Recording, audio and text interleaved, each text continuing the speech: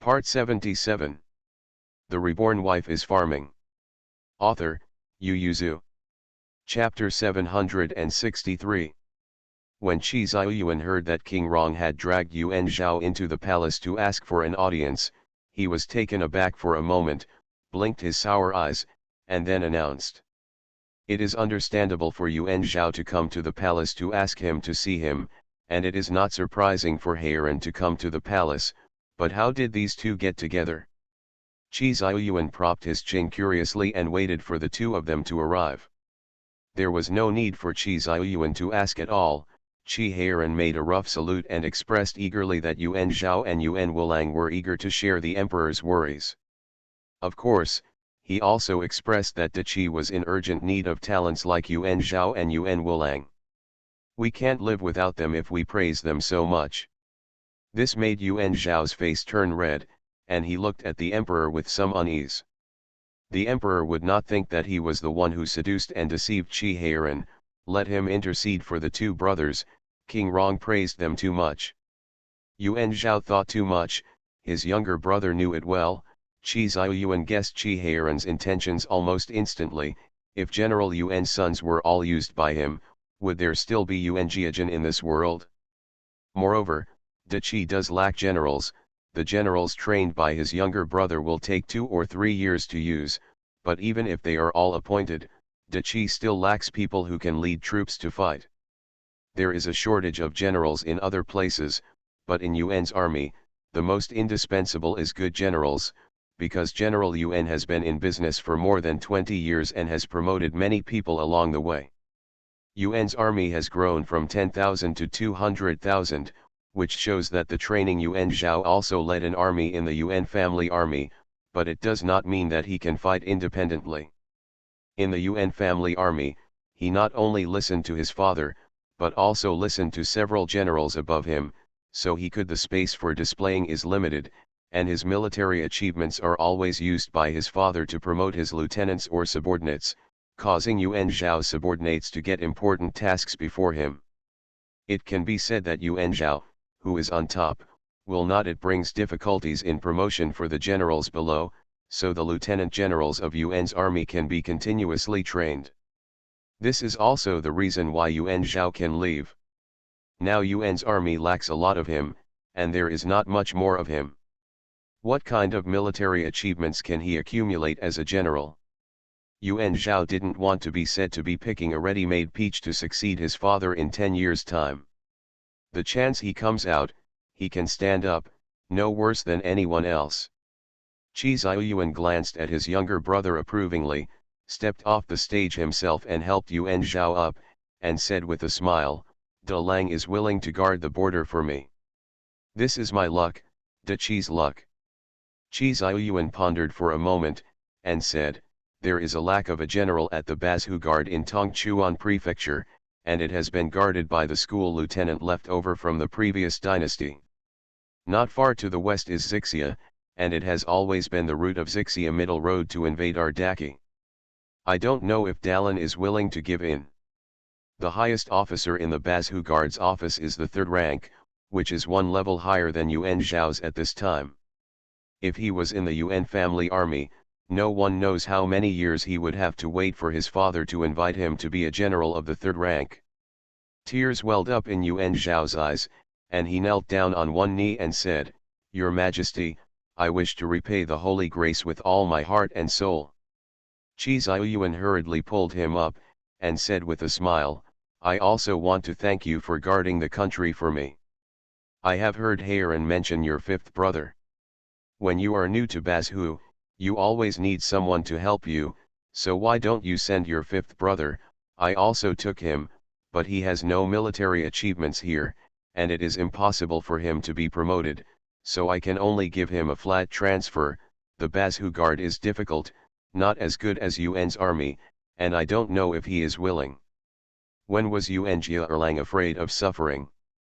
It is better to endure hardships in Bazhu than to be suppressed by Yuan's army all the time. Yuan Zhao understood the character of his 5th younger brother and hurriedly thanked him for him. Qi Ziyuan patted him on the shoulder, returned to the throne, and asked, I will make a decree now. Or do you discuss it with your father after you go back, and I will give you a job document. Yuan Zhao didn't expect the emperor to be so caring, but the emperor treated him sincerely. He naturally didn't want to cause him suspicion, so he knelt down and said, "Please ask the emperor to give me a document, and I will explain it to my father when I return to Baidi." Yuan Jieerlang was really upright. Qi Ziyuan felt a little guilty in his heart. He looked at Qi Heiran, waved him slightly to let him back, and all the servants in the palace also retreated completely. Only then did Qi Ziyuan go up to help him up, and said, "De Lang, since you repay me with a national soldier, I will naturally treat you with the country, and I will not hide it from you. Naturally, I rely on your talent when I use you, but also I have the idea of weakening Yuan Jiajin." Yuan Zhao looked at Qi Ziyuan in shock, wondering if he was too glamorous or too trusting of him to tell him such things, but no matter what kind of things, Yuan Zhao sincerely surrendered. He lifted his robe and knelt down again at Qi Ziyuan's feet. "The king treats me with the land, and I will repay the country's scholars." This is not only the commitment and sentiment of a scholar, but Yuan Zhao also has this kind of mind and ambition. Qi Ziyuan didn't help him anymore, but stared at the top of his head, and said word by word, "The imperial court does not allow anyone other than the imperial court and the royal family to hold the family army, but the Yuan family army has a special formation, and I will not arbitrarily withdraw military power. Just I hope that after 100 years from General Yuan, the Yuan family's army can officially integrate into Daqi and no longer belong to a single family, and you and your brother, if you have the ability, I will use it again, if not, it will not be a problem to protect your wealth for 3 generations." This is already a good promise, and it is pragmatic, which made Yuan Zhao feel much more at ease compared to those who drew a big pancake to let them fall into a trap. He can't make choices for his father and younger brothers, he can only choose his own path, but he doesn't think Yuan Jiajin can be passed on to the 2nd generation. His father had no intention of cultivating them, or he hadn't anticipated this crisis. He valued his subordinates too much, while ignoring the family and their 5 brothers. Yuan Jiajin is able to work together now because of his father's prestige. Once his father passes away, the prestige of the 5 brothers will not be enough to suppress those generals. Yuan's army may also cease to exist, and more than 20 years of painstaking efforts will be ruined. Yuan Zhao saw that the emperor did not want this either. He wanted to preserve the bravery of the Yuan's army, but he could no longer make the army loyal to the Yuan family. If the brothers all find another way out, the Yuan family army loses the Yuan family, and the emperor divides the army will not be in turmoil, and that kind of situation will naturally not happen. The emperor sees farther than he thought, and is wiser than he thought. Yuan Zhao said sincerely, "Your Majesty, I am willing to defend the country for you. If you can't pacify the Northwest and take back your homeland, you will never return to Beijing." In other words, he will not interfere with the affairs of the imperial court and Yuan Jiajin. Qi Ziyuan laughed, pulled him up, patted him on the shoulder with a big laugh, and said, "Since you've come to the palace, I'll stay with you for lunch today, and we, the ruler and ministers, have a good drink." The Reborn Wife is Farming. Author, Yu Yuzu. Chapter 764. The little bear knew that he was going to be separated from his grandmother, so he hugged her tightly around her neck and would not let go. If Mu Yangling came forward to hug him, he would howl to death, but he couldn't cry, it was fake at first glance. Qi Heiran saw that the time was almost up, so he stared at his son and said, "Come down quickly, Grandma and the others have to hurry." "I want to be with my grandmother." Xiao Xiang pressed his little cheek against Xu Wanyang's, looking at his father with tears in his eyes. "Be good, little bear, and want to be with my grandmother." Qi Heiran turned his head and looked at Mu Yangling eagerly, and Mu Yangling said to the little bear, "You follow your grandmother, what about your father and mother? We will be very sad without the little bear to accompany us." Little Xiang leaned his head in Xu Wanyang's arms, biting his lips in confusion, and Mu Yangling sighed. Grandmother is accompanied by her uncle and aunt, while father and mother are only accompanied by Xiaoxiang. If Xiaoxiang leaves too, then we can only eat, play, and sleep by ourselves, without cubs to accompany us, and no one to cheer us up when our father and mother are sad. The little bear looked at his grandmother hesitantly, then at his father and his smiling mother. Finally he could only let go, patted his grandmother's shoulder lightly, and whispered in her ear, "Grandma, wait for the little bear to grow up. I'm going to play with you when I grow up." Xu Huanyang smiled, and nodded with a chuckle, "Then Grandma is waiting for you to come and play with me." Little Xiang stretched out his hand to his mother wearily, and muttered, "Grandma will cook." Mu Yangling hurriedly said, "When I go back, my mother will prepare delicious food for you." Little Xiang couldn't get up at all, and reluctantly said to save face, "Since it was made by mother, then I will try to eat some." Mu Yangling, why are you reluctant? Our mother's dish is so unpalatable. Little Xiang sighed like an adult, after eating the food made by grandma, who can eat the food made by mother? Chi Heiran felt bad when Little Bear said this, and sure enough, Little Bear turned his head to look at him asking for pets. "Daddy, do you think I'm smart?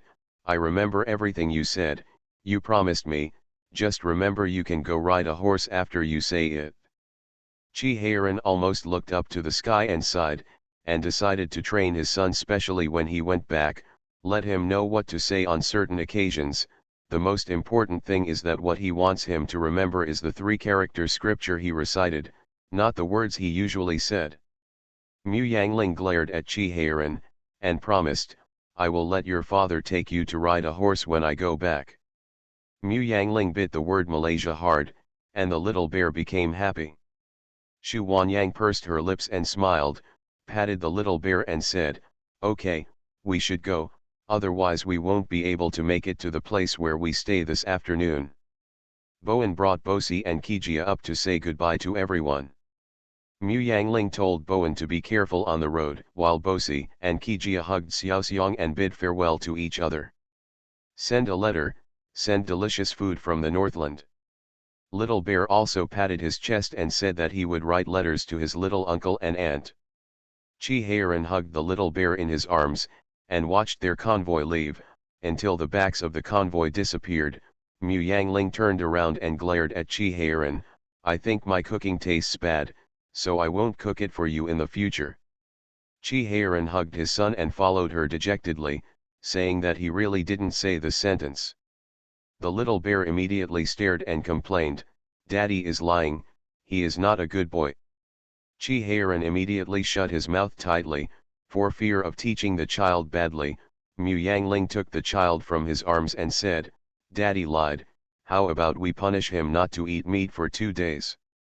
Little Xiang looked at his father sympathetically, and thought that his mother would be fined if he made a mistake, so he nodded and pointed his finger, "It will be fine for 1 day. No, 3 days fine." The little bear didn't dare to intercede for a moment. Chi Heiran was not worried at all. They were leaving tomorrow, except for the cubs. They all ate dry food, the meat was chopped up and mixed in the cakes. This penalty was equivalent to no penalty, but the pain on the face still had to be done. Otherwise, if the punishment is painless, can it still be called punishment? Seeing the painful expression on his father's face, the little bear immediately hugged his mother's neck obediently, buried his face in her mother's arms, peeked at his father, and secretly decided that he would never lie in the future and not eat meat for 3 days. Pitiful. At this moment, the Mu family's convoy, which had only traveled less than 10 miles, stopped. Mu Bowen frowned, lifted the curtain of the car, and asked, "What's wrong?" "My lord, there is a carriage blocking the way ahead." Our people stepped forward to negotiate, and she said that she wants to see Madam. "Has the other party registered their name?" She said she was the lady's sister. Mu Bowen's face turned cold, and he said, "I see, this is an official road, how can people occupy it at will?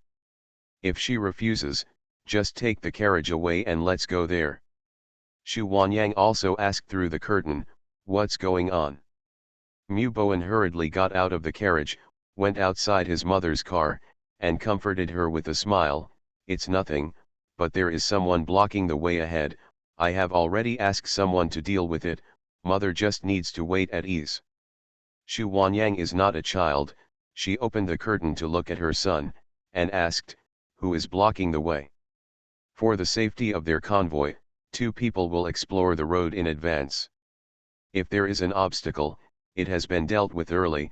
How can the other party be blocked in the middle of the road to prevent them from going? Official roads are also divided into incoming and outgoing lanes, and they only occupy the passing lanes. If there is a convoy ahead, they will follow slowly, or pass them. Nothing. Those who need to ask Mu Bowen for instructions are deliberately blocking them. The Shu family has already made an agreement with them. Who else would block them? Xu Huanyang looked at Mu Bowen fixedly. Bowen was helpless. His mother acted much tougher after passing through the capital. He hesitated for a moment and could only report the truth, said, "It was your sister." Xu Huanyang frowned slightly, and then thought of Xu Qingniang. She also inquired about Xu Qingniang. After all, she had harmed her, but knowing that he married a merchant, she didn't care anymore since he was no longer in the capital.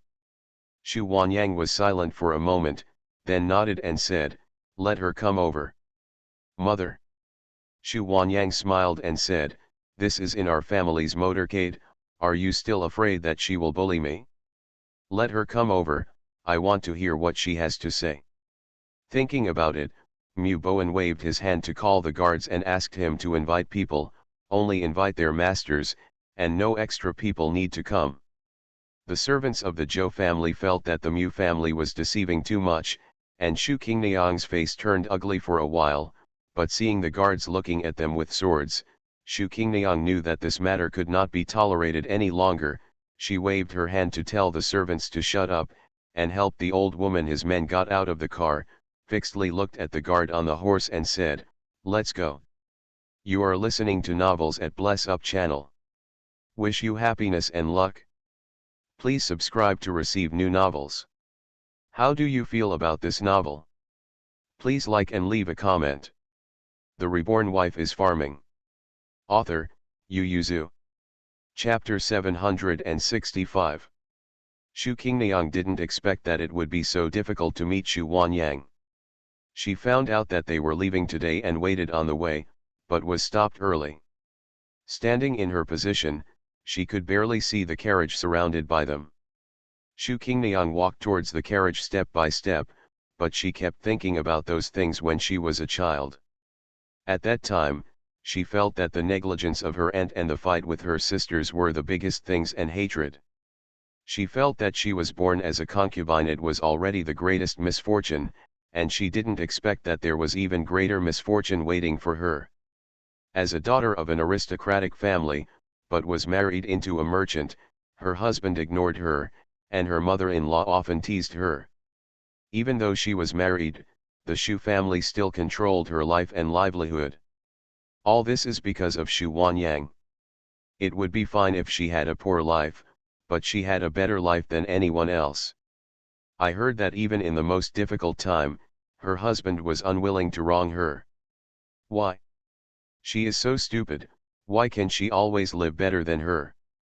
When she was in Jingzhou Mansion, she needed to try her best to please people in order to get everything that a family girl deserved, but she didn't have to do anything. She was so stupid, she just had to sit in the room and someone would bring her to her. Xu Qingniang was full of hatred in her heart, but her face was dull, and she didn't show any abnormality. After so many years, no amount of expression was worn away. Xu Qingniang walked for nearly a quarter of an hour before reaching Xu Huanyang's carriage. Xu Huanyang opened the curtain, stared at Xu Qingniang for a long time, and sighed, "If you don't register your number, I will hardly recognize you." Xu Qingniang looked up at her, her eyes blushed, and she said, "My sister has hardly changed." Her voice was slightly soft, and she looked at Xu Huanyang with emotion, but her hands under the sleeves were clenched into fists, and her nails pierced the flesh of her palms. The slightest pain kept her awake. Among the three sisters of the Shu family, Shu Wanyang looks the best in terms of color, but because of her cowardly personality and lack of talent, she does not look good. Shu Xinyang is confident and generous, so she is glamorous, and Shu Qingniang's poems and books are excellent, and she is also praised as a delicate and beautiful woman. But 21 years have passed, whether it is Shu Xinyang, who is bright and beautiful, or Shu Qingniang, who is delicate and beautiful, her face has suffered a lot, especially Shu Qingniang, because of her unsatisfactory marriage and unhappy life after marriage. It was so bad that it showed all over his face. Shu Qingniang slightly raised her head to look at Shu Wanyang, forced a smile and said, "Sister, sister wants to talk to you in private. If you have anything to say, just say it here." Shu Qingniang looked at her nervously, unwilling to speak. Shu Wanyang put down the curtain and said, "I'm leaving if you don't tell me." Shu Wanyang waited for a while, and seeing that the people outside were silent, she ordered, "Let's go."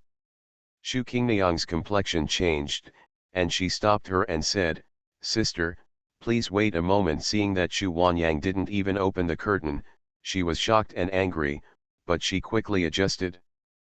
People can change, and Shu Wanyang is also a human being. Nothing could be more normal. A light flashed in Shu Qingniang's eyes. Her changes were not all bad things for her. She said, "Sister, my sister came to you, firstly, to apologize to you and beg for your forgiveness, secondly, to make a distinction for myself." Shu Wanyang opened the curtain and looked at her. Shu Qingniang raised her head slightly and said, "Does sister still hate me?" Shu Wanyang looked at her fixedly and asked, "What do you think?" Shu Qingniang said bitterly, "Of course I hate them. After all, I was the one who pushed you down. I'm sorry for my sister. In fact, I didn't think much of it when I reached out to push you. I just hated them.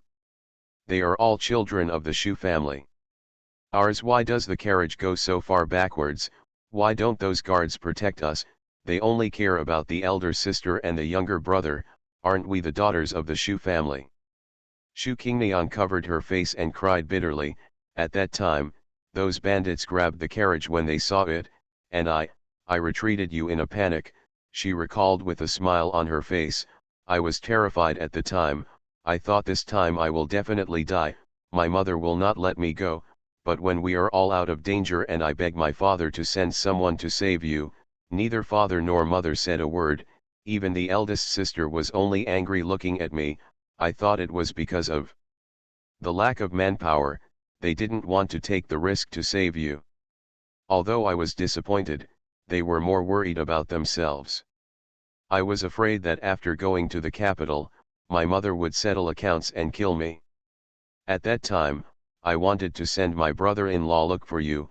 After all, I pushed you down. After all, if I can get you back, maybe I can make up for it. I didn't expect you to be sent back after less than 2 hours. At that time, I was relieved, thinking that you were back. Although my nanny didn't find you, it also eased my guilt." Shu Qingniang was nervous. "But I didn't expect that my father and mother would be so determined to kill you, so my father would just let it go. When something happened to you, my mother would have liked to eat me alive, but she also agreed to feed you poison, believe it or not. Sister, I never thought of killing you." Shu Wanyang looked away from her, looked at the blue sky, and said, "But all of this is because of you. Whether you want to kill me or not, what you do is to put me to death. Fall from me, the carriage starts, and our sisterhood is over, so what's the point of you coming to me at this time?" Shu Qingniang raised her head slightly. "It's meaningless, I just want to tell you these things. I've kept these words in my heart for a long time, I couldn't say them before, and no one listened to them. Now that you're here, I can talk to you. Before going to the capital again, the marriage of the three of us sisters has actually been arranged in private. Needless to say, the elder sister is the best in our fourth room, and she will not be inferior to her. Although you have always been ignorant, you are the mother's daughter, your own daughter, so your mother appointed you the second son of the right servant of the Ministry of Industry at that time, Shu Qingniang asked with a slightly distorted expression, but do you know what kind of marriage my mother arranged for me? Shu Wanyang was slightly surprised. At that time, she knew how to read and embroider all day long, and she didn't care about the outside world. At that time, she had just passed her age, and the wet nurse was not by her side, let alone pay attention to it. Shu Qingniang said with a distorted smile, mother planned to ask me to be a concubine for the father of the minister of the Ministry of Justice at that time. The minister of the Ministry of Justice was in his 50s, and his father was old enough to be my great-grandfather. Obviously I have always been obedient to please her.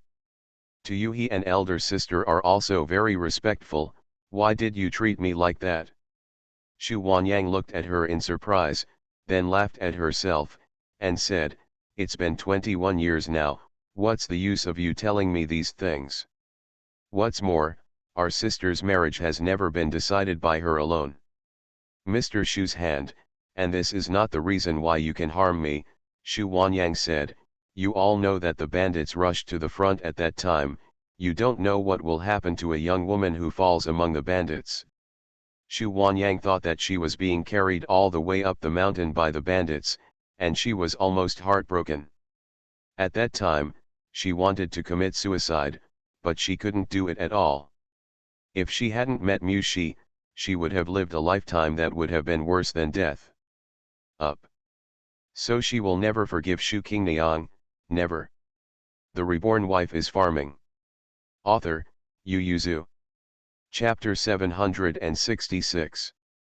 I was wrong, but I have also been punished these years, and I admit that I have to live like this in my life, but what about them, sister, are you really willing to have them treat you like that?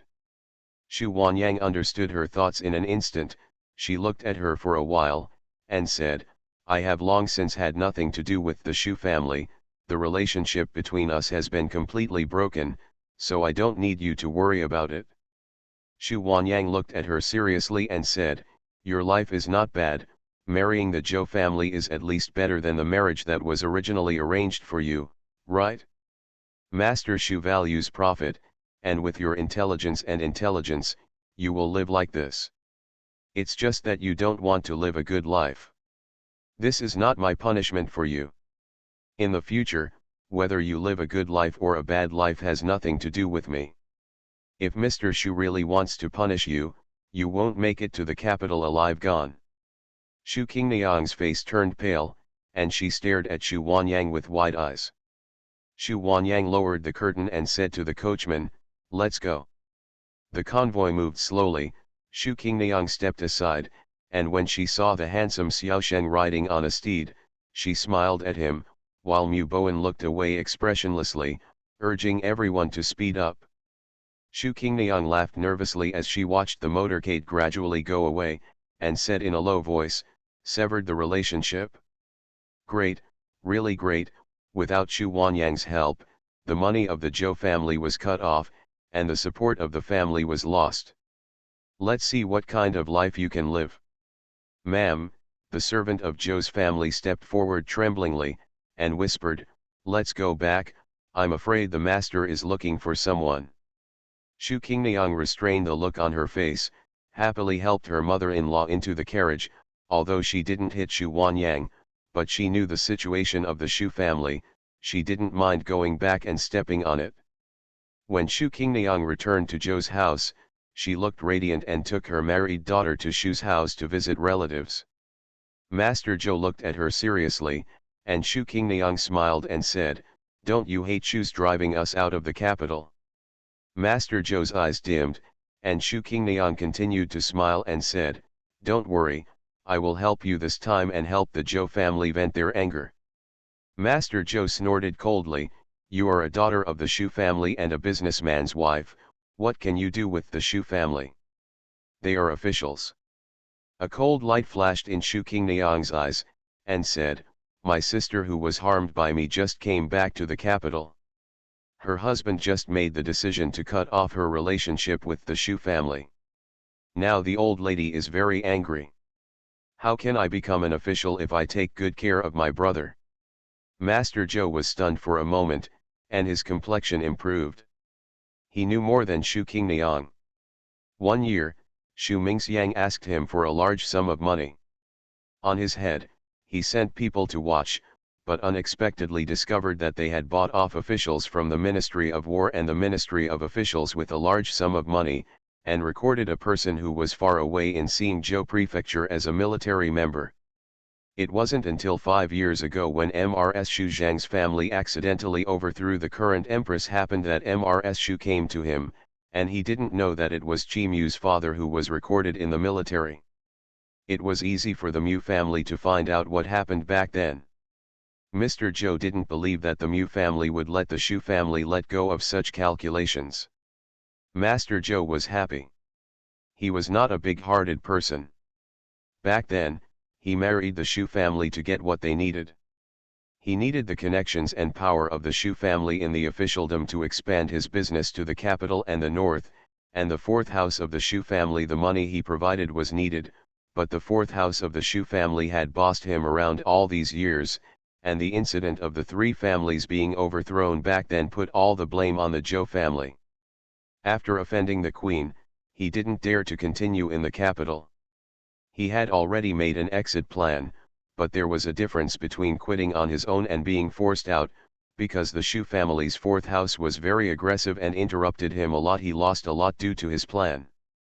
He originally wanted to move his family to Fujian, away from the capital, but was forced to settle down in Jinhua due to various incidents. Master Zhou vaguely understood that the Shu family was afraid that the queen would settle accounts in the fall, and planned to keep him nearby so that he could be pushed out at a critical moment as a scapegoat. Although Mr. Zhou was controlled, he didn't just stand there and let others slaughter him. He didn't make a lot of moves in the past 2 years. Fortunately, Shu Qingniang was not stupid enough to know which side he should stand at this time. Thinking of this, Mr. Zhou felt a little regretful. If it weren't for the eldest son of his many sons who was the most intelligent and useful, he really wanted to divorce her. It would be a waste of time to marry her. The Zhou family hadn't been in the capital for 2 years, so they could send servants to Beijing to collect some information. Before Shu Qingniang knew that Shu Wanyang left today, it was because she had sent servants to watch their door and report back as soon as there was any movement. In order to get better news, she moved from Jinhua to live in the suburbs of Beijing. Master Zhou came here because he was looking for an opportunity to leave Jinhua with the supplies of the Zhou family. He originally wanted to find a new backer, even if he gave up half of it. The property also needs to get out of Jinhua, so as not to know when it will be used as a scapegoat by the fourth house of the Shu family, but now I hear that the fourth house of the Shu family may not be able to take care of themselves, so Master Zhou is not in a hurry. If he can get away without giving up money, nature is the best. After Shu Qingniang dressed up, she happily went to Beijing. The gatekeepers of the Shu family couldn't help but widen their eyes when they saw her. Didn't they say that the third aunt and third aunt were not allowed to return to Beijing? Why are people here and they don't know? Shu Qingniang didn't wait for the servant to react and went to the second gate. The servant was so terrified that he hurriedly ran to report. The Shu family was a bit gloomy during this period, because the fourth house caused losses to the main family and the other houses, and was forced to compensate a lot of property, and without the offerings from the Zhou family, the Shu family could only sell some servants. Shu's house was a bit chaotic. Shu Qingniang walked quickly outside MRS Shu's courtyard, and the people realized they wanted to stop her. But Shu Qingniang was here to anger MRS Shu. How could she be unprepared? The women behind her stepped forward and pushed people away. Shu Qingniang entered the inner room unimpeded, seeing MRS Shu with slanted eyes and crooked mouth. Shu Qingniang it took a while to react. She giggled cheerfully, and sat down on MRS Shu's bed, ignoring the anger in her eyes, and said with a smile, "This old lady has had a stroke. What a surprise, last time I saw you, you were still very energetic." Stroke. It's okay if Shu Qingniang didn't say anything, but when MRS Shu said it, She became even angrier. There seemed to be two balls of fire jumping in her eyes. She repeatedly told herself to hold back her anger. Complacent, she still couldn't help the anger rising in her chest. Shu Qingniang was not in a hurry, and said, "Have you met my second sister, old lady? Speaking of which, I was very lucky. Today, I ran into my second sister who was about to leave Beijing on the way to Beijing. We even sat down and chatted for a while. Well, I just found out that the second sister and the second brother-in-law have returned to Beijing. I don't know if they have visited the old lady. The reborn wife is farming." Author, Yu Yuzu. Chapter 767. Shu Qingniang's words touched Mrs. Shu's sore spot. She thought that her daughter, who had always been the most obedient, was no longer obedient, and because she put the fourth wife of the Shu family and her son in a difficult situation, it hurt more than gouging out her heart. Mrs. Shu glared at Shu Qingniang. Seeing this, Shu Qingniang laughed happily. She held Mrs. Shu's hand tightly, and said word by word, "Old lady, my mother, do you know what I said to second sister?" Mrs. Shu's eyes sank, and Shu Qingniang stroked the sideburns on her hair and said, "I told my second sister that one winter was very cold, the master quarreled with me, and he accidentally beat me and the child in my stomach. Lost, I ran back to my mother's house with my daughter, and pestered my father to make decisions for me, but you hated me and urged my father to use this as an excuse to borrow a large amount of money from the Zhou family. I was beaten so badly, I wanted to ask my younger brother, who has always been beautiful, to intercede for me." Mrs. Shu didn't notice well, she yelled twice, trying to stop her from continuing, but the person who served Mrs. Shu outside was annoyed at the servants of Zhou's family. "This is our Shu family, you how courageous, if you don't get out of the way, if something happens to our old lady, our master will let you go around without food." The maid of the Zhou family got orders from the master and wife before they came, and she said confidently, "Our wife is the daughter of the old lady, and she is talking to her personally. What does it look like for you servants to break in? And you say Shu the family is an aristocratic family, but I think the rules are not as good as our Zhou families. Anyway, the Zhou family and the Shu family have already torn their faces, and now the Shu family is forcing the Zhou family not to go south, but to stay in Jinhua city. This feud has already been forged." The servants of the Shu family became overwhelmed with anger. Even the most inferior family would not dismiss all the servants just for saying something, and it was not because they said something shameful. The Zhou family was the one with no rules. "What are you still doing in a daze? Hurry up and invite the wife, and send someone to invite the old man is back." In the room, Shu Qingniang ignored Mrs. Shu's anger, and continued to whisper, "At that time, you were strictly on guard against me, so I had to ask the girl to tear your people away, and I took my daughter to find my younger brother, thinking of me. My daughter is only 2 years old, when she is the most pitiful and cute, my brother must feel distressed when he sees her. My brother's whole yard is so quiet that even the woman guarding the yard has disappeared. At that time, I was worried that calling someone at the door would disturb your people, so I didn't dare to make a sound, so I pushed the door quietly and went in." Shu Qingniang said with a face with a strange smile, "In the study, my brother is talking to someone. Guess what they are talking about? It turned out that it was a letter from my father who stayed in Xinzhou Prefecture. My younger brother asked someone to ask about the situation of the second sister. I learned that the second sister is not only alive and well, but also married and had a child.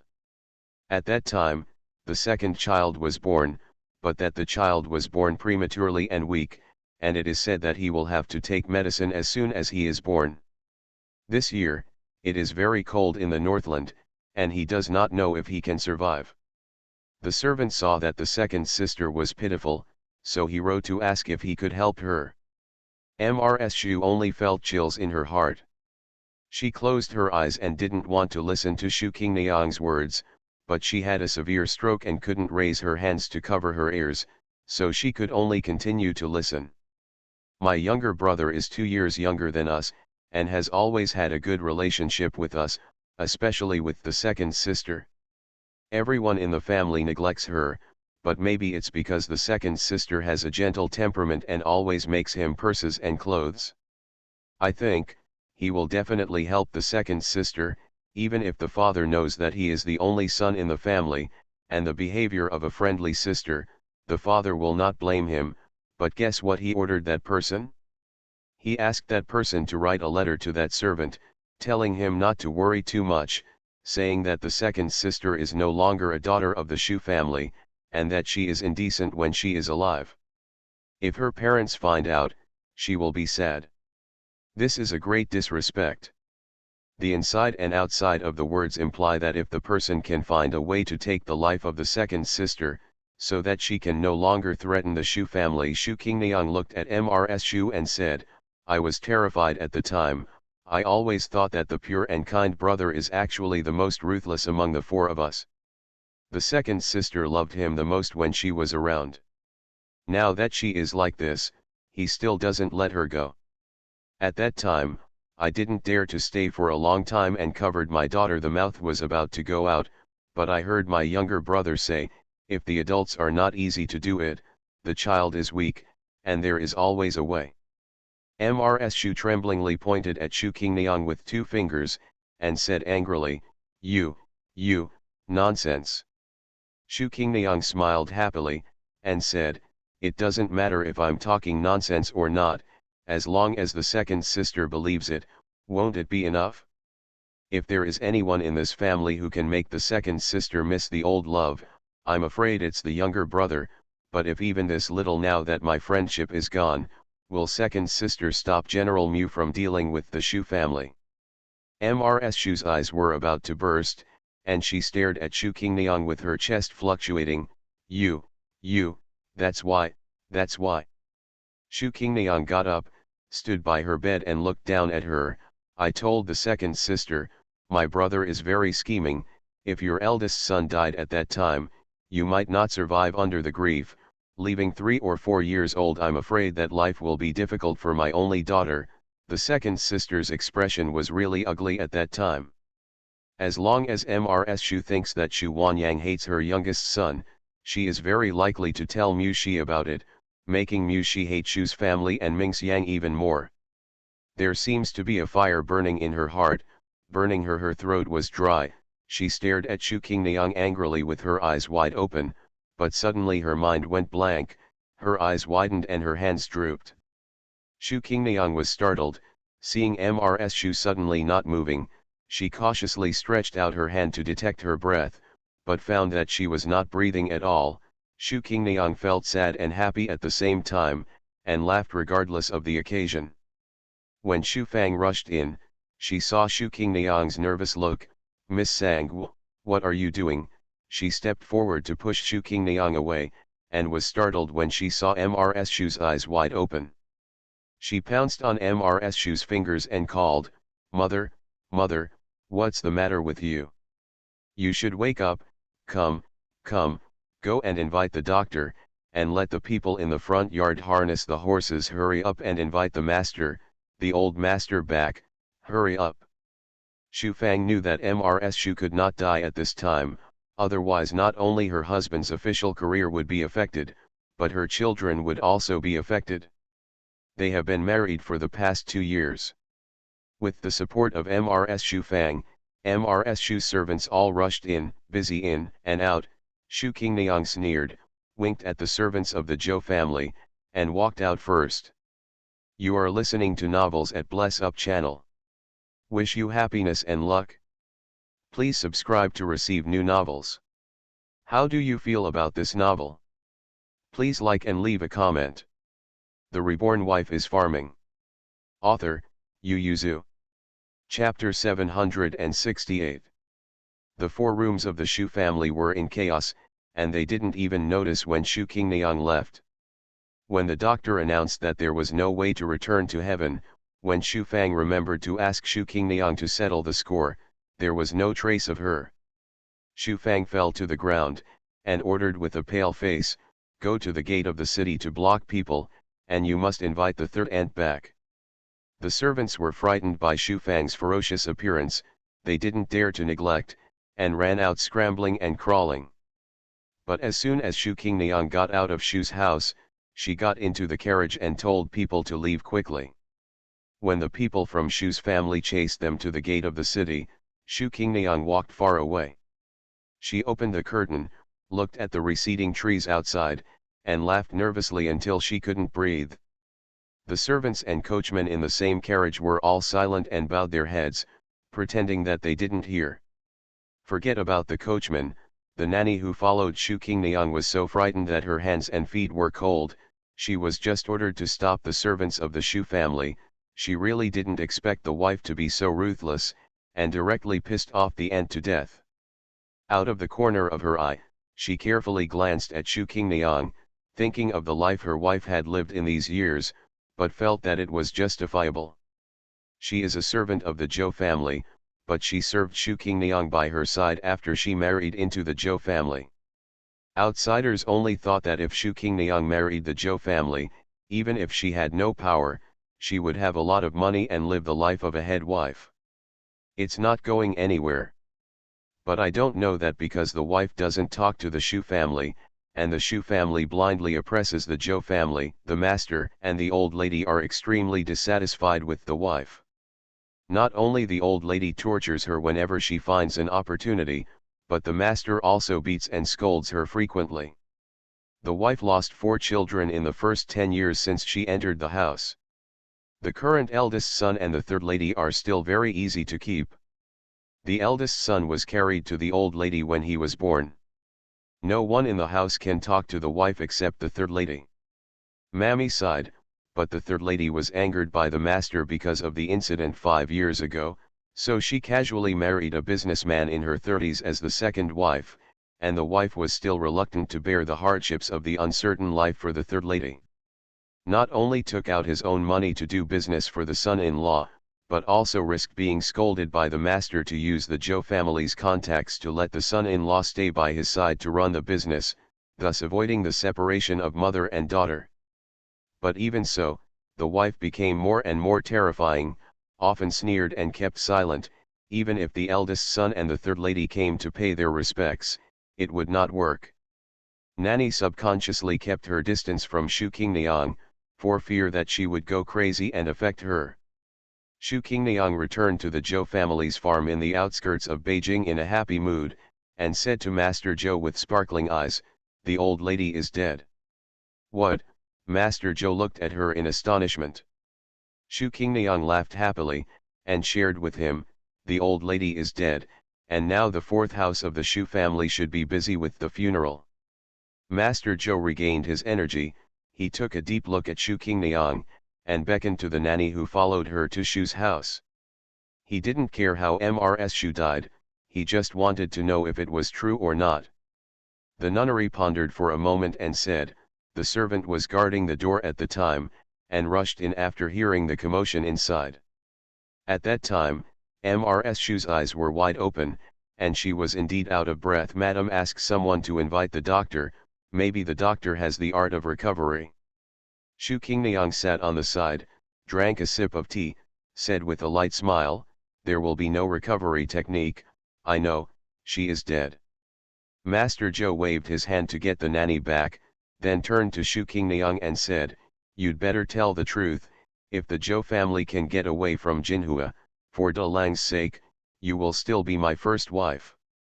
Shu Qingniang smiled, and didn't care too much. Mr. Zhou was unlucky. His first few children were all girls. She didn't give birth to his eldest son until she gave birth to his daughter, and lost 2 more. After giving birth to 4 or 5 daughters, she gave birth to a concubine son, who was a little older than her son, and extremely stupid, but now her son had already started to take over his business, and his position was very stable, so she didn't have to worry about it at all. And her daughter is also held in the palm of her son-in-law. Although her status is low and her family property is small, her life is quite comfortable. Apart from Shu Qingniang's dissatisfaction with Shu Wanyang's superiority over her, there is nothing in this world worthy of her special remembered. So if Mr. Joe treats her well, she will live. If he treats her badly, at worst, he will take him away with him, and the world will be clean. Mr. Joe didn't know what Shu Qingniang was thinking. He was busy making arrangements at this moment. If Mrs. Shu really died, then they must have no way to spare, and the Zhou family could take this opportunity to leave. Leaving the main road lead, moreover, they also need to transfer their household registration. The most important thing is that their property of the Zhou family has been watched by the Shu family's fourth house. Once they find that they have left, they will notify the officials of Jinhua County come to obstruct, with the excuse that their Zhou family's taxation is unclear, or find some gangsters to come and tear it apart, with the excuse that there is a dispute that needs to be judged. Officials protect each other, so their Zhou family was left in Jinhua for 2 years. Unless he is willing to cut his tail to survive and give up most of his property, but this is the accumulation of 3 generations of the Zhou family, how can he be willing? But now there is a once-in-a-lifetime opportunity. As soon as Mr. Zhou returned to Jinhua County, he hurried to visit the officials in Jinhua County with the money he had prepared, hinting to them that the old lady of the Shu family had passed away, and that Shu Mingxiang must observe the 3-year filial piety period, and asked them if they wanted to recover after 3 years. Shu Mingxiang's cooperation is still with the businessmen who can give them a lot of money now. The officialdom is changing rapidly.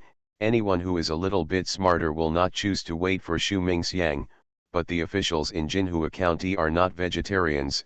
A few people conspired to take away nearly half of the property of the Zhou family. Except for the newly appointed county magistrate, all the big and small officials under him were given some, and the main officials got the most. It was almost because they had more money than they had accumulated for 3 generations, which made them jealous. Fortunately, they were still a little sensible. I was afraid that the Zhou family would be forced too far, so it was a pity to let the Zhou family leave. Even though Master Zhou felt distressed, he had to compromise and gave up nearly half of his family property. It was better than being dragged to death by the Shu family, or being conspired by them to steal most of the family property, right? The Zhou family hurriedly packed up and saluted, and invited the escorts to help escort the family. The family set off to the south, and even his 3rd son-in-law and his 3rd daughter followed them, planning to settle down in Fujian.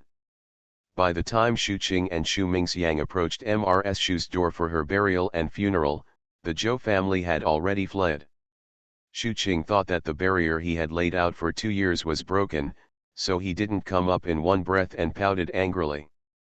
Shu Mingxiang looked at his father, who was being carried back by the boy, with no expression on his face. He knew that he had been like this all his life. As long as the Queen and Muse family were around, his chances of getting back together were almost 0. At this time, the emperor was closing a booklet, sneered, and said, Jinhua's officialdom should be rectified. The reason why he has not acted is that as an emperor, it is not good to use the public for personal gain, but it does not mean that he will let go of the past. If they don't die, he will not do anything to them. He still understands the principle of following the trend. The Reborn Wife is Farming. Author, Yu Yuzu. Chapter 769. Father, Zhang Chuan walked quickly, closed the door of the study, and said, Jinhua County's corruption case broke out, and all 36 officials except the new county magistrate were sent to prison, and the person sent by the emperor to raid the house has returned.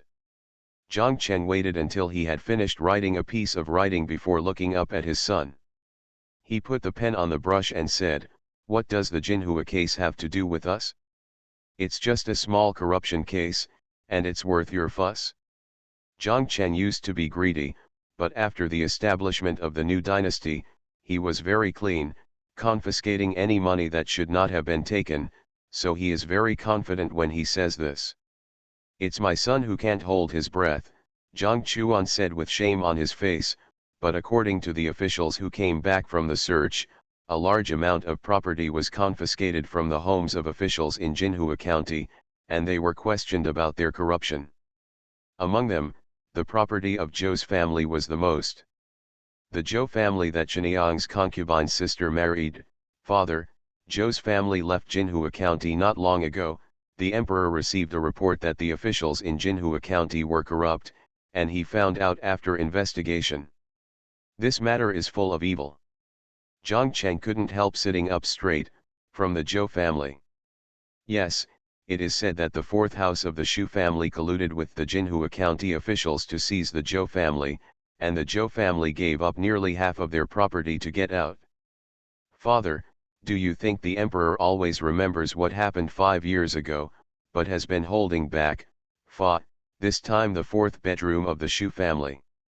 The fourth room of the Shu family was also very miserable. Mrs. Shu died, and Shu Qing also suffered a stroke. It is estimated that he will not survive for a few years. However, Shu Mingxiang's chance of recovering in 3 years is almost zero. It can be said that they were the only ones who caused the empress to give birth prematurely. The Zhang family. And Zhang Cheng's hands were also very dirty. Zhang Chuan thought of this, and looked at his father eagerly. Zhang Cheng's face was also very ugly. He thought that the incident was over, he just had to be careful, and don't let the queen get caught. The emperor's care and the queen's care are completely different in nature, and he dare not think about the consequences of the former at all. Zhang Cheng tightened his hands and then loosened them. Thinking of the emperor's love for the prince, he gritted his teeth and said, "You take it to the cashier, calculate how much money our family has, and sell some of our property." Father, Zhang Chuan looked at him in shock. Selling his business? The Zhang family property was bought by Zhang Cheng when he was the secretary of the household department in the previous dynasty. It is difficult to buy it if he has money. It can be said that it is a treasure that can be passed down to future generations. My father has always been proud of it. Why? Thinking of selling your business? Zhang Cheng was helpless, rubbing his forehead and said, "Take advantage of the emperor's difficulties, let's do our best to accumulate some affection, even if the empress and the crown prince want to settle accounts with us later, and the emperor cares about the old love, our Zhang family will not end up in peace." The situation of Sifang and Zhou's family.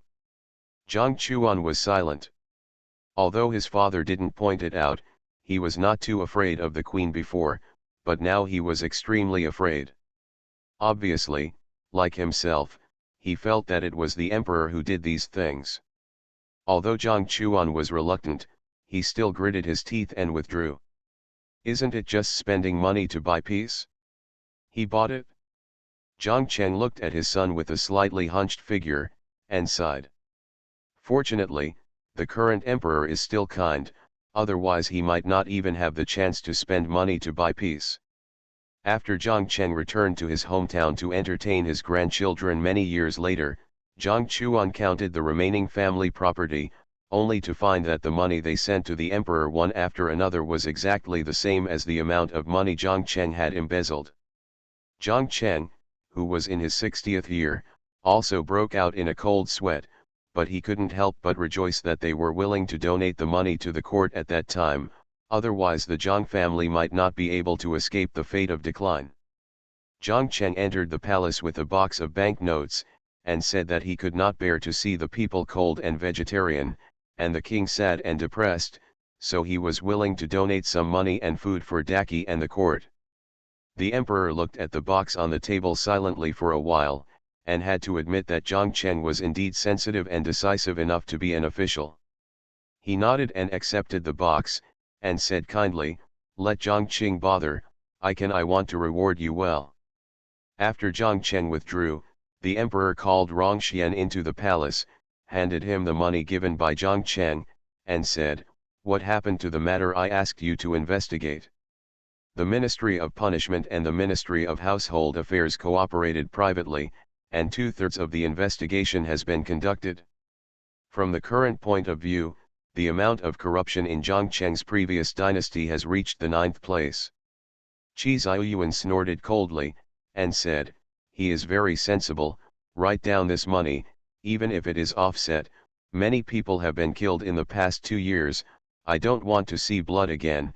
After the matter is found out, from front to back, you quietly let people spread the news, how much the treasury can recover, let the 6 ministries and the Imperial Academy speed up the pace of legislation, and increase the punishment for corruption and violence. I hate corrupt officials and cruel officials the most in my life. Although the water is clear, there will be no fish, but the water is too muddy, the fish will die. Rongxian took the box and asked, Your Majesty, Zijin has never been in charge of this matter.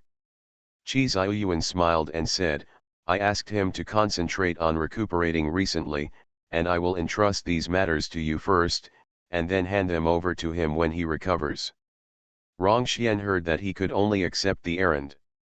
Although Fan Zijin was recuperating at home, he was not deaf to what was going on outside the window. He only found out about it after drinking afternoon tea with Mrs. Ya. Fan Zijin thought about it, smiled slightly, and asked the housekeeper to take 20,000 taels of silver from the account and send it to the emperor as his and Qi Heiran's shares, and sent it with great fanfare. The butler was a little puzzled. Master Guo, the money was originally going to be sent to the treasury. Now, we are using it. What about the money in the treasury? Fan Zijin sat on the reclining chair and said, This is the money that went into the treasury, but it was not carried directly to the treasury, it was carried into the palace first. If you want to send it, just send it, don't talk so much nonsense. How can this be the same? The money that goes directly into the treasury is directly recorded under the business income, but now it has to be recorded in the names of the Duke and the Prince, but the housekeeper dare not say more, and can only murmur in his heart while sending the silver to the emperor. After Zhang Cheng donated a large sum of money, and Kuagong and Rong Junwang also donated a sum of money.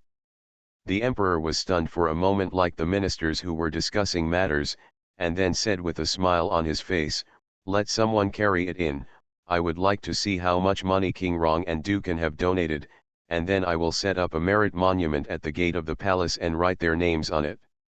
The ministers all scolded and Kuagong for being cunning. Even if he wanted to give money to the treasury, he didn't do it like that. Who didn't know that he was doing business for the emperor, and all the money he earned was put into the treasury to support the country's construction, and Zhang Cheng, who knows why this guy suddenly wants to donate money to the treasury.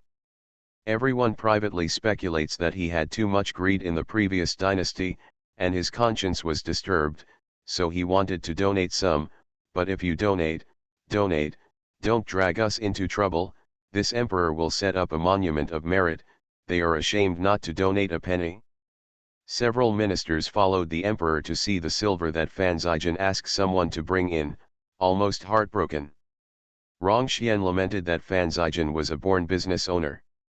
When he received Zhang Cheng's things, he only wanted to put them in the warehouse, check which places urgently needed the silver taels, and who was like him, and he could think of ways to make money from it.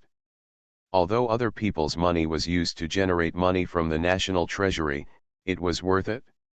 The Reborn Wife is Farming. Author, Yu Yuzu. Chapter 770. Ha ha ha ha, Aling, quickly read the letter from the capital. Zijin has brought 180,000 taels of silver to the treasury. Qi Heiran rushed over with the bear on his neck and the letter in his hand. Mu Yangling opened it and raised his eyebrows slightly, Your name is still on the merit tablet. Zijin paid for it for us, right? I'll ask someone to give him 10,000 taels later. No need, Qi Heiran waved his hand and said, the money was supposed to be stored in the treasury, but he took it and changed hands. If you send the money, he has to send it back to us. Mu Yangling nodded slightly, glanced at the amount at the back of the list, and was slightly surprised. The donators were all officials from the court and China. There were more than 300 people in total, but the amount of donations varied greatly.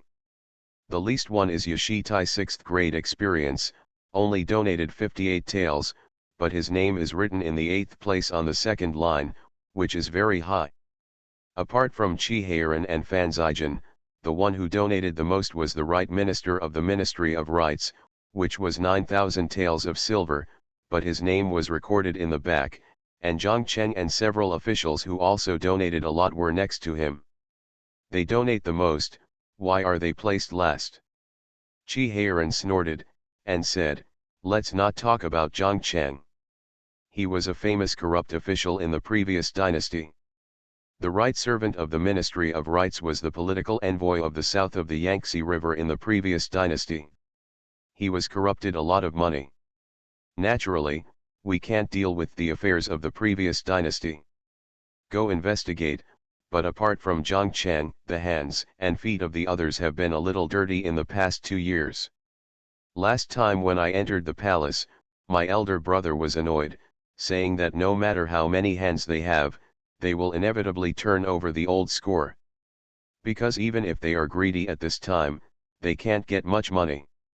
Now the deterrence is not great, and it will cause the treasury to lose money, but it is not good to watch them corrupt. It seems that the eldest brother is warning them this time, otherwise, with the greed of these people, how could they donate so much money? Chi Heiran stuffed AncientTimes into his arms, and said, Big brother and the others will take care of the affairs of the capital, let's worry about what to eat tonight. Eat chicken, little bear patted his father's head with his little hands, trying to attract his attention. Chi Heiran wailed, and quickly responded, my dear son, eat chicken as much as you want, daddy will hunt pheasant for you right now, don't do it anymore, daddy is in so much pain. Even if the strength is controlled, it will hit you with great strength, okay. The little bear sitting on his neck was stunned, and then hurriedly hugged his father's head, rubbed his forehead with his small hands, and asked with a little anxiety in his eyes, Daddy, it doesn't hurt, does it hurt? Little bear can breathe for you, call. Although Chi Heiran couldn't see his son's expression, he could hear the crying sound in his voice, and he immediately straightened his back and said, Father doesn't hurt anymore, let's go, Dad will take you hunting, but you can't beat Dad in the future, head off. Little bear nodded fiercely, and promised, I won't hit you again. Chi Heiran rushed into the woods with his son on his back, and Mu Yangling only had time to shout, put him down, don't fall him, and he disappeared. The guards at the back followed with bows and arrows. Mu Yangling sighed, rubbed his waist, walked to the side and sat down, and told Guyu, go to the car and find some ingredients for making beggar chicken. We will make beggar chicken later. Guyu responded and took the little girl and a cook to reload the food cart. Seeing that Mu Yangling looked tired, Li Shun poured her a cup of tea. Princess Wang, why don't you ask Imperial Dr. Wang to show you how many days have passed? Today you have been sleepy and slept too much, don't be acclimatized. In the past, if the prince and the young prince were going hunting, the princess would definitely follow, but these few days of rest, the princess never mentioned going with them. Mu Yangling waved his hand and said, I don't feel any discomfort. Isn't it normal to not sleep well during the journey? Maybe I never saw you sleep like this? Li Chun persuaded in a low voice, let's take a look, Dr. Wang is not far away. Seeing that she was really worried, Mu Yangling nodded amusedly, waved and said, then go and invite someone here.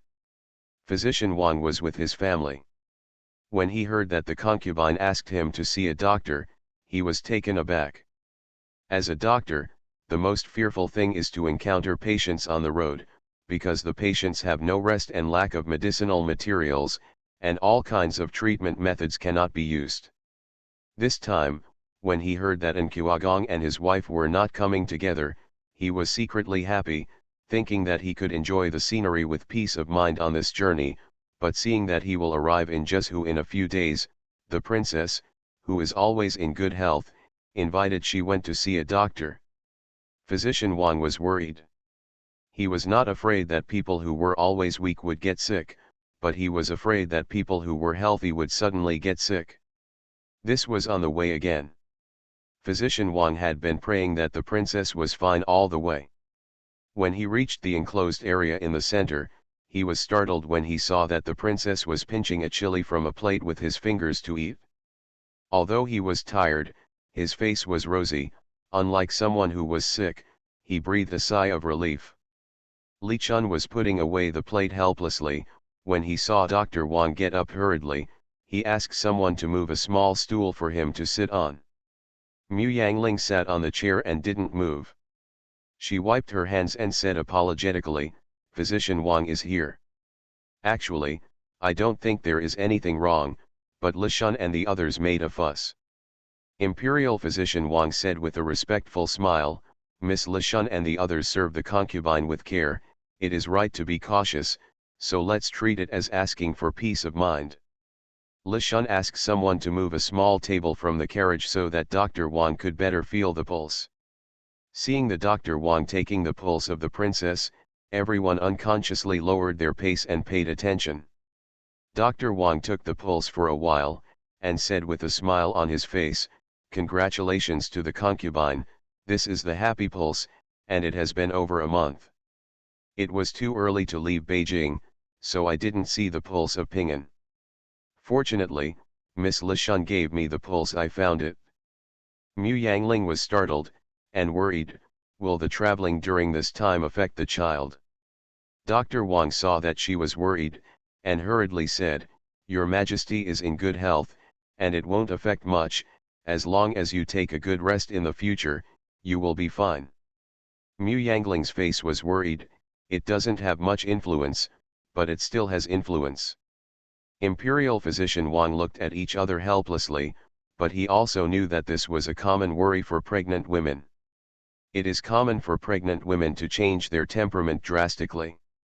In comparison, it is not surprising that the princess is just more worried. Physician Wang looked at Li Shun, and Li Shun hurriedly led everyone to congratulate Mu Yangling. The good news spread throughout the convoy, and many people came to kowtow to congratulate Mu Yangling. "Well, this is on the way. Even if you kowtow, I don't have any red envelopes for you. You have to wait until you get back to the general's mansion, and it depends on whether your lord is generous enough." Li Chun smiled and said, "The prince must be more generous than the princess after hearing the good news. Let's kowtow first and wait for the prince to come and kowtow again, otherwise we will be sorry for those rewards." You are listening to Novels at Bless Up channel. Wish you happiness and luck. Please subscribe to receive new novels. How do you feel about this novel? Please like and leave a comment. The Reborn Wife is Farming. Author, Yu Yuzu. Chapter 771. Chi Heiran held a bow and arrow in his left hand and his son in his right hand. When he came back, he found that the atmosphere in the camp was a little off. Everyone seemed to be very happy, and everyone had a smile on their faces that had picked up 300 taels of silver. The little bear didn't notice. He was holding his little bow and arrow in his left hand, and a bunch of pheasants in his right hand. He felt uncomfortable being carried by his father, so he kicked his legs in the air and shouted at his mother who was sitting far away, "Mom, Mother, come and save the little bear." Mu Yangling just watched with a smile, waved at them from a distance, and said, "Come here quickly." Chi Heiran felt something was wrong. In the past, Mu Yangling would have jumped up and let him hold his son well.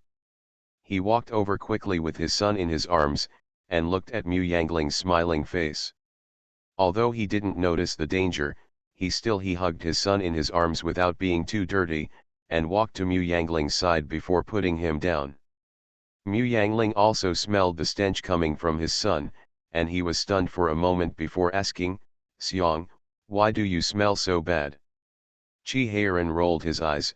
"Your son is so stupid that he even went to dig through the bird droppings." He thought he didn't see it, and hurriedly wiped his hands. If he wiped his hands on the grass or with leaves, what did he say? But he rubbed it on himself. It was already stinky enough. Well, now, those prey all ran away and flew away before seeing him. These pheasants were still beaten by the guards of. Chi Heiran looked at his son with disgust while talking. The little bear didn't care at all. He already knew that when his father said he was stupid, He didn't really think he was stupid, but a kind of loving humility, which his mother told him, so the little bear proudly carried the bunch of pheasants, said to mother, "Mother, I brought this up."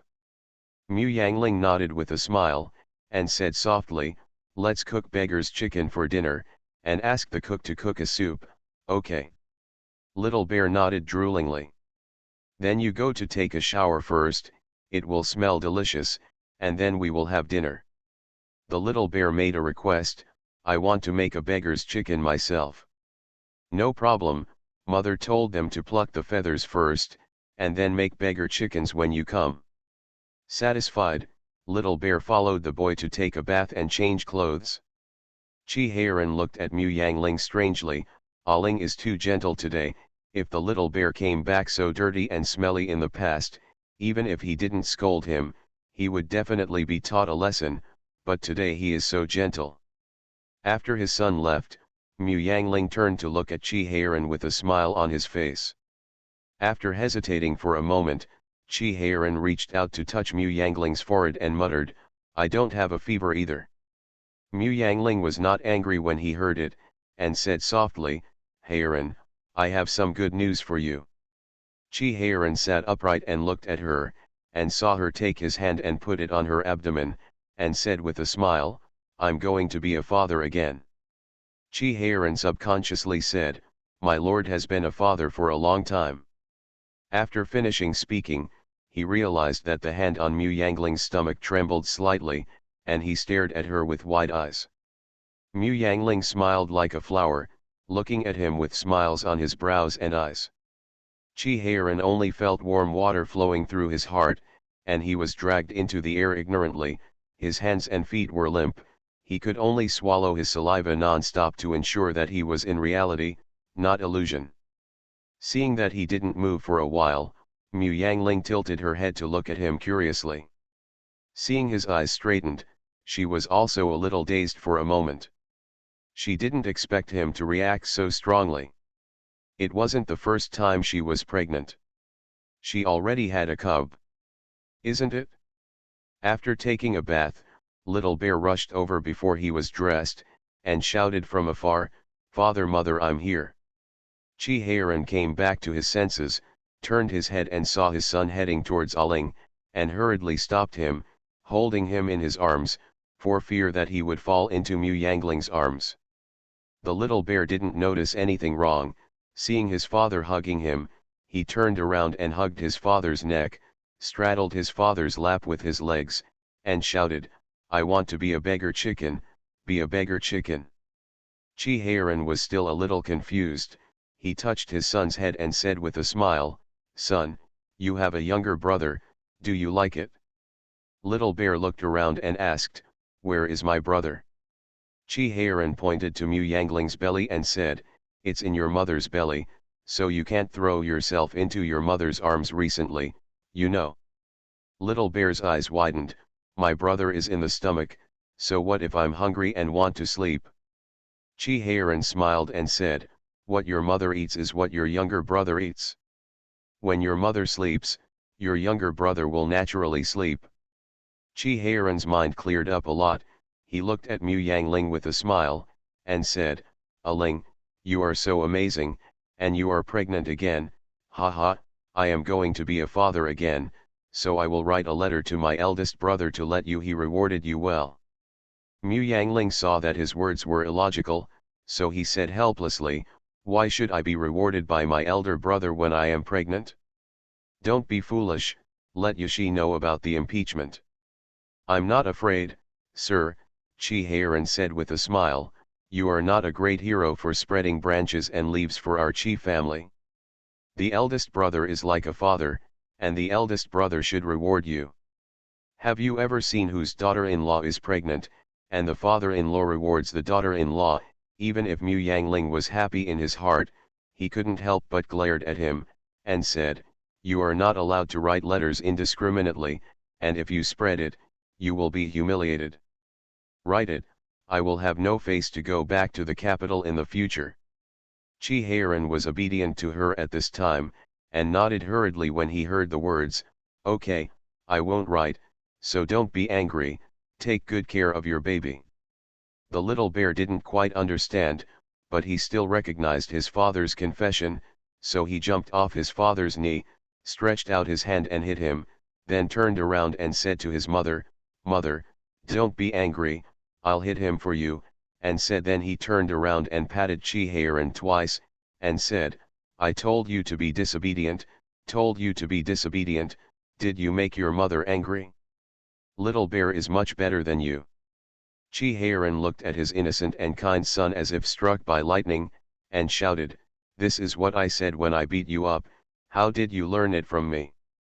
The little bear often made Mu Yangling angry, and Chi-Heiran was afraid that Mu Yangling would punish him too severely, so he often took the initiative, pulled his son and patted his butt lightly, saying, "I told you to be disobedient, told you to be disobedient, and provoked you, is mother angry? You see brothers, Iobeo is much better than you." The little bear hid in his mother's arms immediately, peeked at his father, and argued, "Daddy has made mother angry, he wants to hit, he wants to hit." Mu Yangling touched the little bear's head and said, "You can't hit him, that's your father. No matter when, you can't attack your father, you know." Little bear tilted his head and asked, "Then who can beat daddy?" Mu Yangling thought for a while, and said, "Only your uncle can beat your father in this world." Xiao Xiong whispered, "But Suing is not a good boy, how can I speak ill of daddy to Uncle Huang?" Chi-Heiran felt much relieved when he heard this, and heard his son say regretfully, "Mother, can't you beat daddy?" Chi-Heiran stared at his son, Mu Yangling glanced at him, and said with a smile, "It's impossible to reason, it's not necessarily the case." Chi-Heiran didn't dare to let his son ask any more questions, took him out of Mu Yangling's arms, straightened his clothes, and said, "Okay, you are a big brother now, you need to be more sensible, and you will be more sensible in the future. Don't cause trouble now, don't you want to be a beggar chicken, hurry up and get the things, Dad will teach you." The Reborn Wife is Farming. Author, Yu Yuzu. Chapter 772. Chi-Heiran straightened up and touched Little Bear's head, making sure that he was fast asleep, and immediately picked him up and placed him on his right side, separating him from Aling. Chi-Heiran moved to Mu Yangling's side, covered the mother and son with a quilt, kissed each of their faces, and lay down contentedly holding them both. Mu Yangling turned over, opened his eyes and closed them again, then it opened again with a swish, and then it was confirmed that the one sleeping next to her was Chi-Heiran, so he asked in a daze, "Where is your son?" Here Chi-Heiran patted the other side of him, covered her with a quilt, touched her stomach and said, "This kid doesn't sleep well at night, I'm afraid he will kick you." Speaking of this, Chi-Heiran said with some concern, "I didn't know you were pregnant before. When I woke up the night before yesterday, his leg was on your stomach. Do you feel uncomfortable?" Mu Yangling said, "How can he be so delicate, you should be careful when you put him outside, don't let him catch a cold. If the little bear sleeps in the middle, with a small blanket on his stomach, and the couple supporting the quilt, he will not be cold no matter what. It will be different outside. This child can turn things from north to south when sleeping at night in the middle of the circle, the feet are placed on them, and the quilt must not be kicked off outside." "I'm watching," Chi-Heiran said in a low voice, "go to sleep, we have to hurry tomorrow, or we can find a place to rest tomorrow for 2 days." Mu Yangling yawned and said, "No, I'm in good health. Dr. Wang said I'm fine. I used to be lethargic when I was pregnant with a cub. Go back early so I can rest early." Chi-Heiran nodded, and woke up from time to time at night to cover the little bear with a quilt. Although he woke up quite a few times, he woke up very energetic the next morning. Chi-Heiran moved the little bear to his mother's side, and opened the tent to go out refreshed. The servants and guards had already woken up, packing things and preparing breakfast lightly. After Chi-Heiran washed up, he took a pen and paper to write letters to Chi Ziyuan and Fan Zijian. It was a happy event for Aling to be pregnant, so he had to tell them anyway. Mu Yangling was drowsy, and Little Bear was sleeping soundly on his side when he was growing up. Chi Heiran tied the letter to the carrier pigeon and sent it to Beijing without waking them up. The quilt, so I wrapped the two of them in the quilt and hugged them. When Xiaoxiang woke up, he was still a little confused. He kicked off the quilt, opened the car window, and leaned out half of his body, startling the guards outside, and quickly stretched out his hands to support his body. Xiao Shizi, you go in and sit down first, or you will fall off. Chi Heiran stepped forward and glared at Little Bear, and Little Bear obediently returned to the carriage, poking out half of his head, and shouted, "Daddy, I'm hungry." Chi Heiran looked inside and saw that Mu Yangling was still sleeping, so he said, "Keep your voice down, don't disturb your mother, come out, Dad will take you to have breakfast." Little Xiang hurriedly turned around and was about to crawl towards the car door. Seeing that a corner of his mother's quilt had been lifted, he hurriedly stepped forward to pull it up for her, pressed it again, and felt it was tight. Arm. Chi Heiran hugged his son onto the horse, closed the window, and took him to another carriage. There was a small stove simmering porridge in the carriage. The aroma kept wafting out of the small stove. Little Bear inhaled deeply. One bite, shouted, "Mushroom chicken porridge." "You answered correctly, I will reward you with a big sesame seed cake." Chi Heiran patted his head, and took out a sesame seed cake from the side for him. Little Xiang happily ate the biscuits in his arms. Chi Heiran served him a bowl of porridge, and said, "Eat slowly, it's almost noon, save some stomach to eat big meat at noon."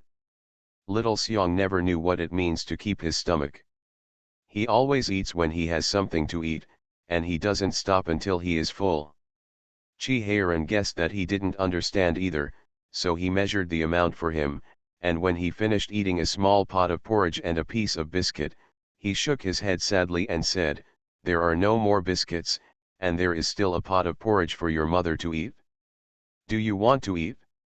Xiaoxiang looked at Chi Heiran with tears in his eyes while hugging his half-full stomach. "Who took my pancake?" Little Bear eats 2 pancakes and a pot of porridge every morning, but today he only has 1.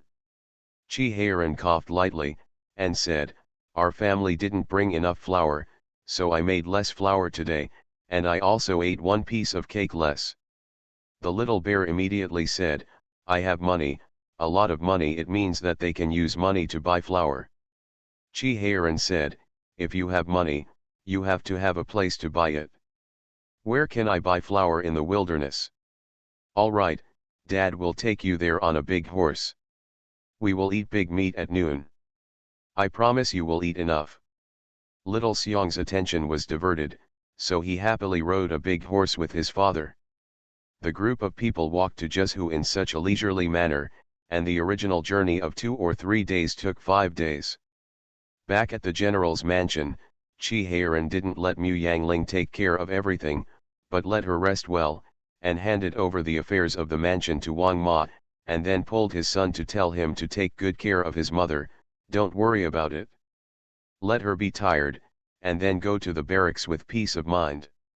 The little bear holds a chicken feather as an arrow, and follows his mother every day with a wooden sword to supervise her, muttering something.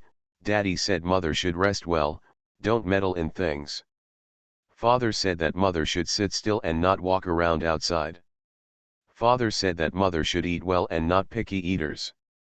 Mu Yangling was worried, touched his son's head and said, "I became a housekeeper at a young age, and I won't be able to marry a wife in the future." Little Xiang put his hips on his hips and said, "Father said that mother should be obedient and don't let wild thoughts." Mu Yangling laughed out loud, feeling very happy. Chi Heiran burst out laughing, holding the letter in his hand and showing off to Mr. Qian, "Aling is a lucky star, and Yuan Hui was right. You see, our Aling just found out that she is pregnant, and the queen is also pregnant." "My lord, keep quiet." Mr. Qian was sweating profusely, and said, "It's better not to say such things. The Empress is the most honorable woman in the world, but the concubine will bring her blessings. Even if their sister-in-law and sister-in-law are on good terms now, there is no guarantee that there will be no quarrel in the future. Moreover, such words are unreasonable and are often taboo. Chi Heiran couldn't understand Mr. Qian's deep meaning, and said, "This is a great happy event, so it is natural to be more happy if you say it. The emperor's wife and Aling are pregnant, but there is only a few days difference between them. Maybe the two children can be born together. There are two more people in the Qi family, but they have to be named in advance. Don't be like Xiaobao and Xiaoxiang, they only have a big name when they are so old. I will write to my elder brother and discuss with him."